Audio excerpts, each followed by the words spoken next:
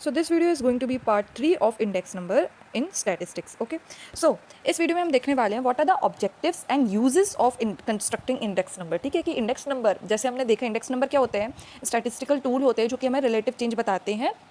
ठीक है, price quantity या वैल्यू में वेरिएबल्स की, है ना, ओवर टाइम और ओवर जियोग्राफिकल लोकेशन. ठीक है, मतलब कि रिलेटिव कंपैरिजन में काम आते हैं. ओके, अब देखो, अब यूजेस और ऑब्जेक्टिव्स में क्या डिफरेंस है पहले ये समझेंगे हम. ठीक है, तो ऑब्जेक्टिव्स मतलब क्या होता है, why an index number is constructed, मतलब इसका पर्पस क्या है, इसका एम क्या है.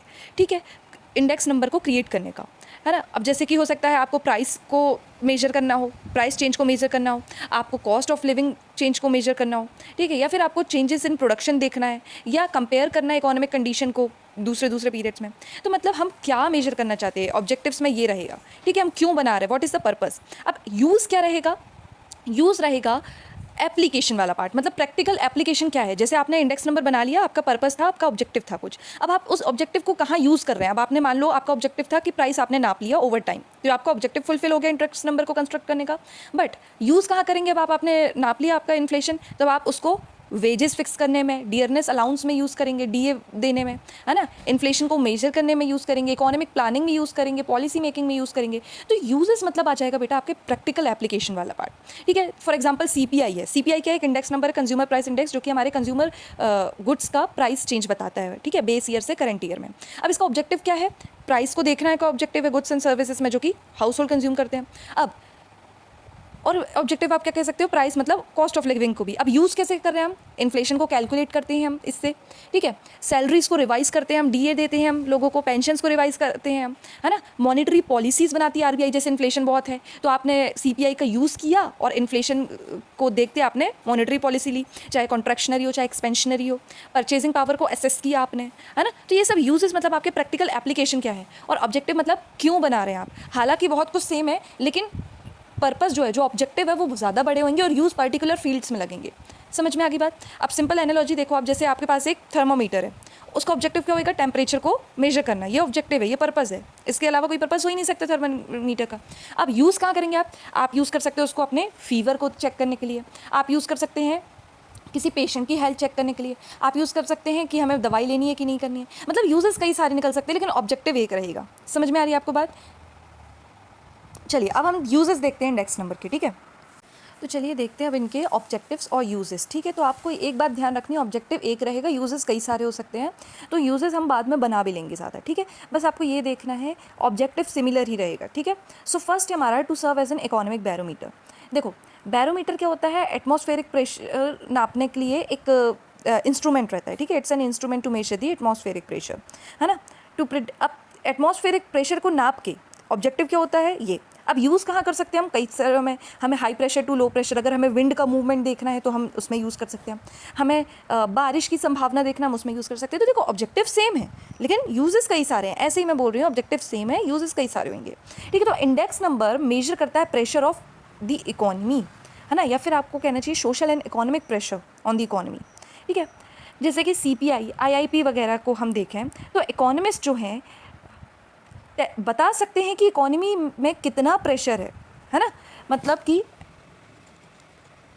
क्या चल रहा है इकोनॉमी में, जैसे कि अगर क्या ये हेल्दी एक्सपेंशन है, मतलब इन्फ्लेशन देखो चाहिए रहता है, इन्फ्लेशन एक हेल्दी इन्फ्लेशन चाहिए रहता है, हेल्दी एक्सपेंशन बिटवीन आपको कहना चाहिए 4 to 6%, या फिर इन्फ्लेशनरी क्राइसिस है, बहुत ज़्यादा पर इन्फ्लेशन है, या रिसेशनरी डिप है, रिसेशन बिल्कुल अच्छा नहीं होता है.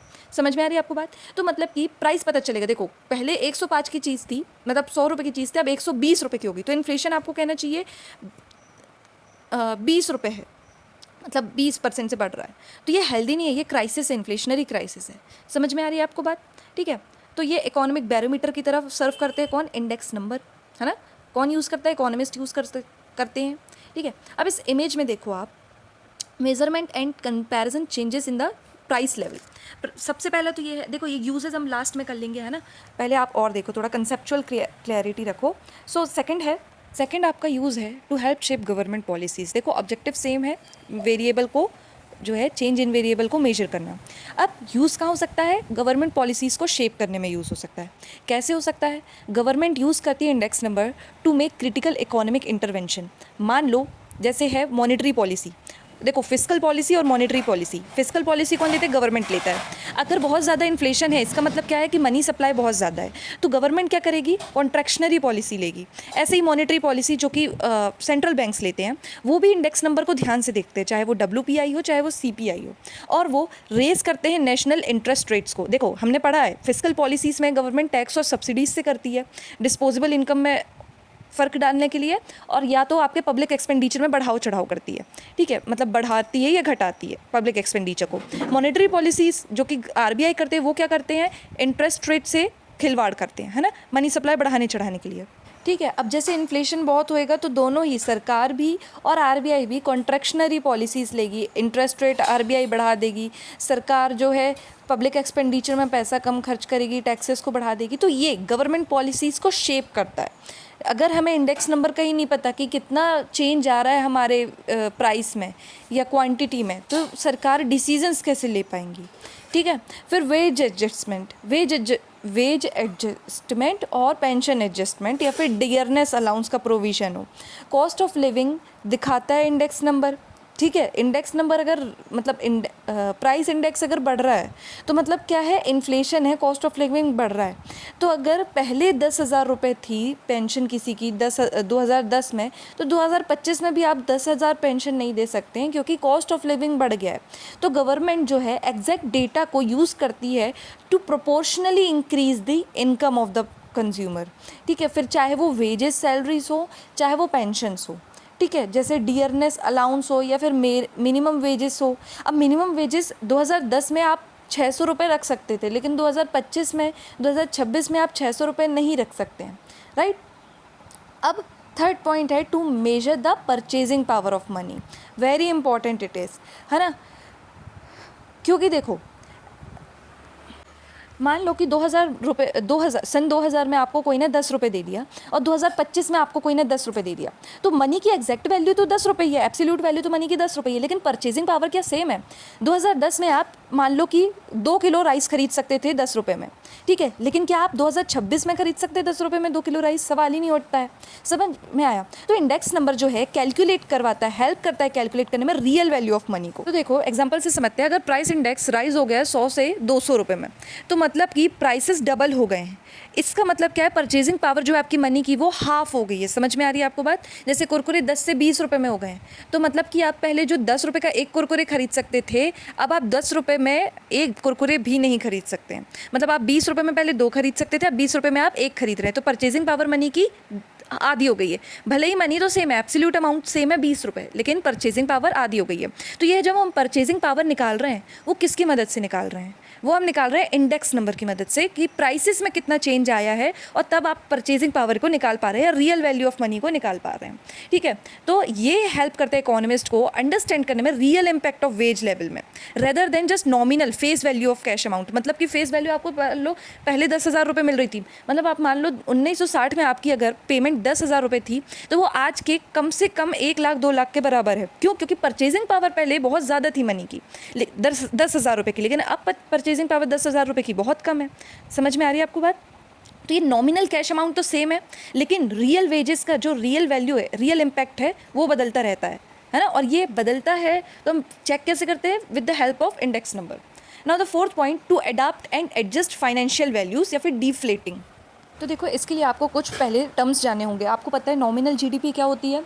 वो जीडीपी जो कि करंट ईयर प्राइसेस को इंक्लूड करके बनती है, ठीक है। और रियल जीडीपी क्या होती है? जो आपके कांस्टेंट ईयर प्राइसेस को इंक्लूड करके बनती है, ठीक है। रियल जीडीपी क्या करती है? ट्रू पिक्चर शो करती है, क्योंकि ये इन्फ्लेशन को हटा देती है। क्योंकि कॉन्सिक्यूटिव ईयर्स में जब जब साल बढ़ते हैं मतलब आगे, तब तब प्राइस भी बढ़ता है, और प्राइस के बढ़ने से आपकी जीडीपी बढ़ सकती है, भले ही आपकी क्वांटिटी सेम हो। इसलिए हम क्वांटिटी का इंटू प्राइस से करते हैं, कांस्टेंट ईयर के प्राइस से करते हैं, बेस ईयर के प्राइस से करते हैं, ताकि हमें रियल जीडीपी मिले। और रियल जीडीपी हमें क्या बताती है? रियल जीडीपी हमें बताती है ट्रू पिक्चर कि जीडीपी बढ़ी है या नहीं, ठीक है। तो देखो अब जीडीपी डिफ्लेटर क्या होएगा बेटा? मान लो आपकी रियल जीडीपी थी 1,000 रुपीज़, आपकी नॉमिनल जीडीपी थी 1,500 रुपीज़, ठीक है। तो अब आपका जीडीपी डिफ्लेटर क्या आता है? Nominal GDP upon real GDP, ठीक है, इंटू 100। तो आपने 1,500 अपॉन 1,000 इंटू 100 किया, तो आपका आ गया 150। तो जीडीपी डिफ्लेटर मतलब क्या है? आया आपका 150। तो जीडीपी डिफ्लेटर क्या कह रहा है कि जो करंट प्राइसेस हैं वो 50% ज़्यादा हैं आपके बेस ईयर प्राइसेस से। आपको ये कह रहा है जीडीपी डिफ्लेटर। समझ में आ गई बात? मतलब ये एक टाइप का इंडेक्स नंबर ही तो है ना बेटा, जो कि दो जीडीपी को कंपेयर कर रहा है। ठीक है, वेरी गुड। अब देखो, अगर हम इसका यूज़ करें तो इस फॉर्मूले का यूज़ करें, इस रिलेशनशिप का यूज़ करें, तो हमें मिलेगा रियल जीडीपी बराबर होएगी nominal GDP upon GDP deflator into 100, और नॉमिनल जीडीपी बराबर होएगी GDP deflator into real GDP upon 100। ठीक है, ये हमें पता है। अब देखो, अगर किसी ने कहा कि इंडिया की जीडीपी 300 लाख करोड़ है, तो हमें क्या पता चलेगा? हम क्या पूछेंगे कि क्या ये इसलिए हुई है कि हमने ज़्यादा गुड्स प्रोड्यूस करें, या हमें इसलिए हुई है कि हमारे प्राइसेस बढ़ गए हैं। ठीक है, तो इन दो इफ़ेक्ट को हटाने के लिए हम क्या लगाएंगे? इन्फ्लेशन फ़िल्टर लगाएंगे, जो कि है हमारा प्राइस इंडेक्स या फिर जीडीपी डिफ्लेटर, दोनों ही सेम चीज़ है। ठीक है, नॉमिनल जीडीपी क्या होता है? नॉमिनल जीडीपी मतलब क्या होता है? एक तो नॉमिनल जीडीपी में आपका क्वांटिटी इफेक्ट भी आएगा, है ना, और आपका प्राइस इफेक्ट भी आएगा, और जीडीपी डिफ्लेटर से अगर हम इसको डिवाइड कर दें तो आपका प्राइस हट जाएगा। ठीक है, तो nominal GDP upon GDP deflator तो आ जाएगी आपकी क्या? Real GDP. समझ में आ रही है आपको बात? अब देखो,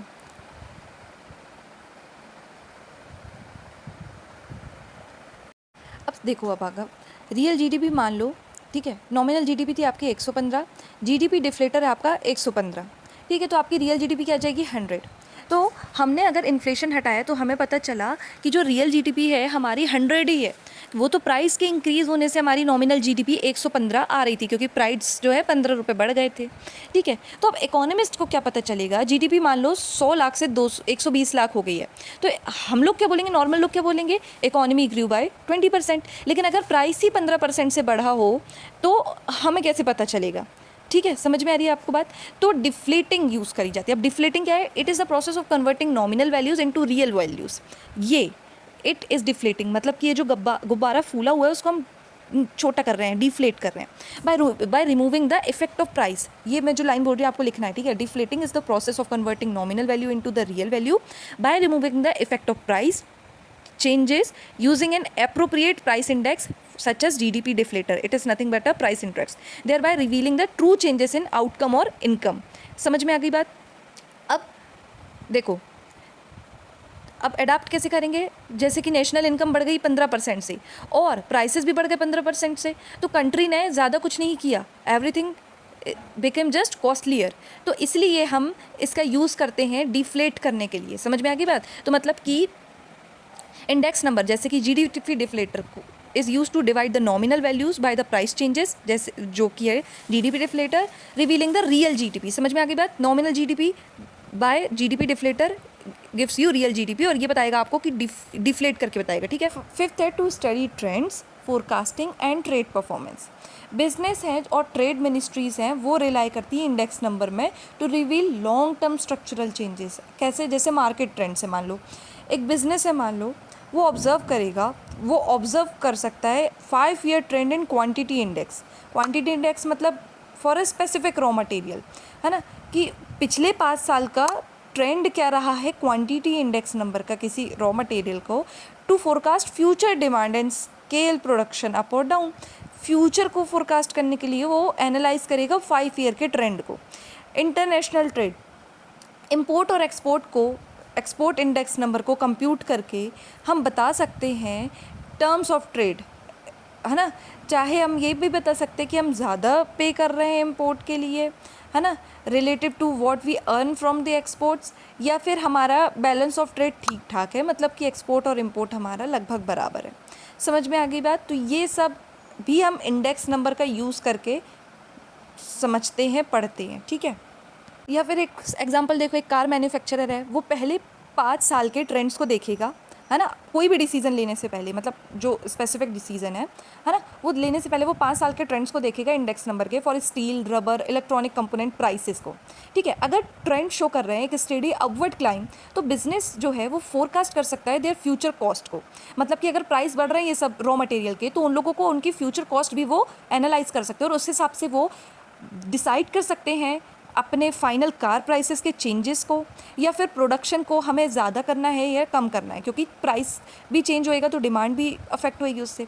तो ये सब है यूजेस और ऑब्जेक्टिव्स। यूज़ कौन कौन कर, तो चलिए जल्दी से हम समझते हैं एक बार में, ठीक है, समराइज़ कर लेते हैं इन सबको। सो फर्स्ट है हमारा measuring and comparison, measurement and comparison changes in the price level, ठीक है, यूज़ है ये। सेकंड है हेल्प्स इन पॉलिसी फॉर्मुलेशन, चाहे आपका एडजस्टिंग वेजेस एंड सैलरीज हो, चाहे आपका मॉनेटरी पॉलिसीज़ हो, चाहे आपका फिजिकल पॉलिसीज़ हो, सब गवर्नमेंट पॉलिसीज़ इससे लेते हैं, ठीक है, इंडेक्स नंबर को देख के। फिर acts as an economic barometer, है ना, मतलब प्रेशर को देखना है हमें, सोशल और इकोनॉमिक प्रेशर को देखना है, ठीक है। फिर